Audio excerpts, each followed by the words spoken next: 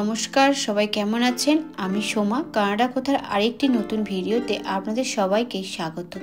কয়েকদিন ধরে আকাশটা মেঘলা মেঘলা, সকাল থেকে কুয়াশাতে ভর্তি, রোদের তো দেখা নেই, যেন মনটাও খারাপ। স্নোফল হলেও যদি রোদ থাকে তখন মনটা না ভালো লাগে। আর বাড়ির থেকে, পরিবারের থেকে, এত দূরে থেকে এই মেঘলা দিনগুলোতে বেশি করে বাড়ির কথা, লোকজনের কথা মনে পড়ে। আর শ্রিয়ানের এখন স্কুল ছুটি, এইদিকে চারিদিক বরফে ভর্তি। সে পার্কে যায়, রাস্তাতে যায়, কোথাও যে একটু নিয়ে যাব তার উপায় নেই। তাই বাড়িতে যদি কেউ আসে এই মেঘলা দিনগুলোতে বেশ ভালোই লাগে। আমার হাজব্যান্ডের এক অফিস কলিগ, ওরা টরন্টোতে থাকে, ওরা এখানে এসেছে, তাই ওদেরকে এই মেঘলা দিনে ডিনারে নিমন্ত্রণ করলাম।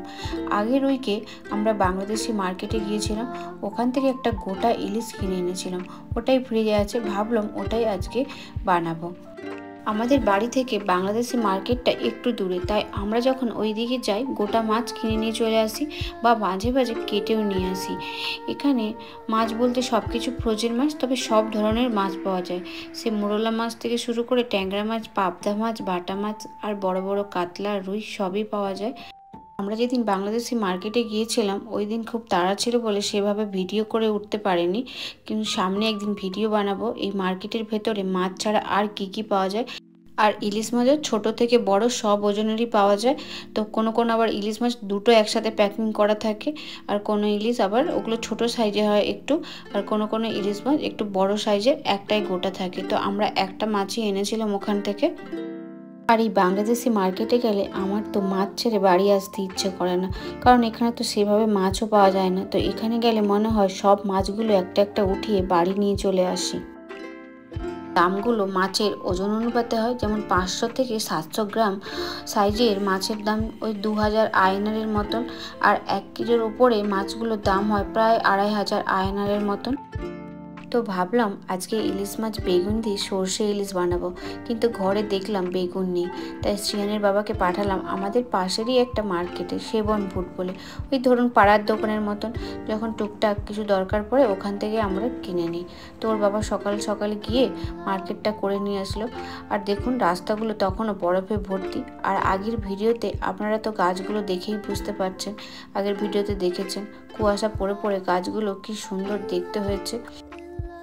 যদিও এখানে মেন রাস্তার বরফগুলো তাড়াতাড়ি করে ক্লিন করে দেয়, ফুটপাথের বরফগুলো একটু ক্লিন করতে টাইম লাগে।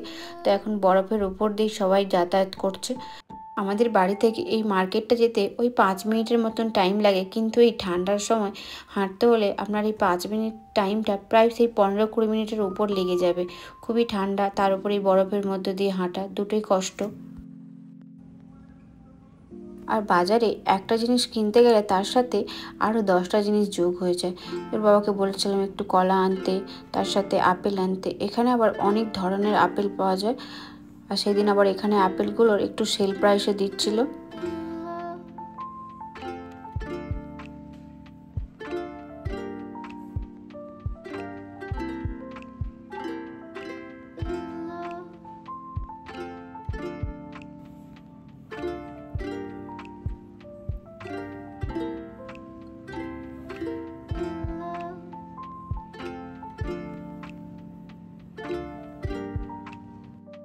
তো এই সবজি ফ্রুটস নেওয়ার পর একটু ব্রেড নিচ্ছিল।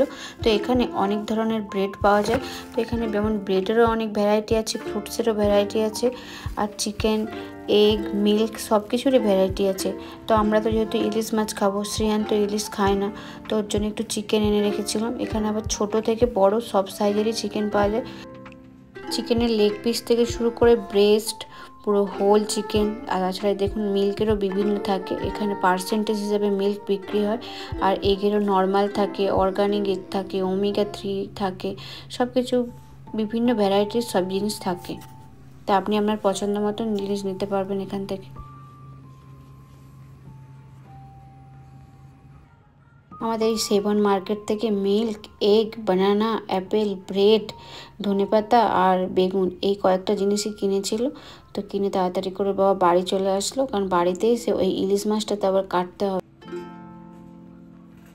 আর এত বড় মাছ আমি তো কাটতে পারবো না, যেগুলো ছোটোখাটো মাছ থাকে ওগুলো আমি কেটে নিতে পারবো। তো শ্রিয়ানের বাবাই মাছটা কেটে নিল।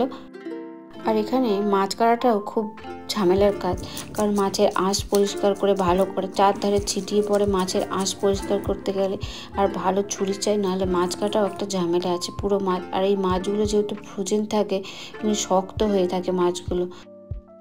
আর মাছটা কিন্তু খুব ভালো ছিল, মাছটা কাটার সময় অনেকটা রক্তও ছিল মাছটার মধ্যে, ফ্রোজেন মাছ হলে কি হবে।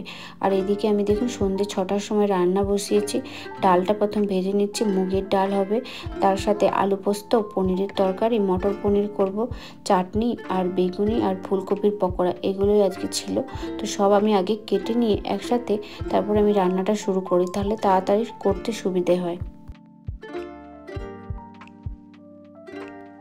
এখানে যেহেতু আমার 4টে ওভেন আছে, তাই রান্না করতে হলে বেশ সুবিধা হয়, একসাথে 4টা গ্যাসই জ্বালিয়ে দিই। তো সবার প্রথমে একদিকে ডাল সেদ্ধ, চাটনি আর আলু পোস্ত, এদিকে পনিরের জন্য পনিরগুলোকে ভাজতে শুরু করে দিয়েছিলাম।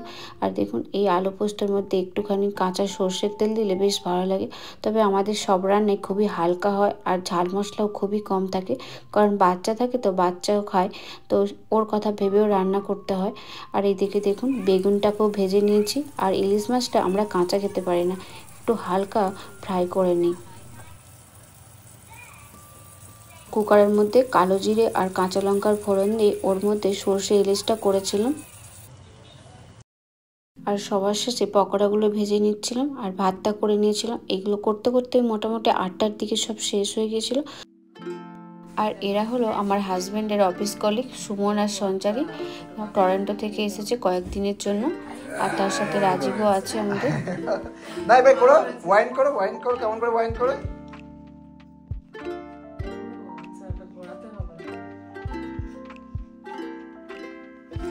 আন্টিকে দেখিয়ে দাও।